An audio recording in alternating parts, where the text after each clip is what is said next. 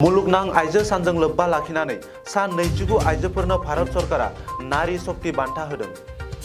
दा food company ब्रिटेनिया private लिमिटेडआ कम्पानियाव हाबा मावग्रा आइजोफोरनि अनजिमाखौ 65% बांहोनो थांखि लादों।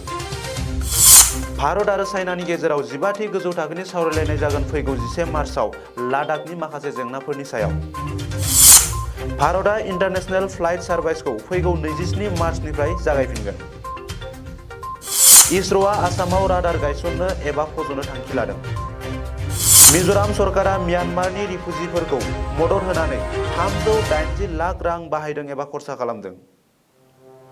दा गुवाहाटी इन्टारनेशनेल ग्रेन्डमास्टार अपेन चेस टुर्नामेन्टआ फैगौ 14 मार्चनिफ्राय जागोन। मुलुगनाङै 200 सानिबो बांसिन गेलेगिरिफोरा बाहागो लागोन। दावहा दोनथ'नाय समावबो सुमियाव 500 किल'ग्राम बम होदों रासियानि फाइकि हानजाया। मैया आसामनि सानै आइजो देहा फाहामगिरिफोरा नारी शक्ति बान्था मोननो हादों।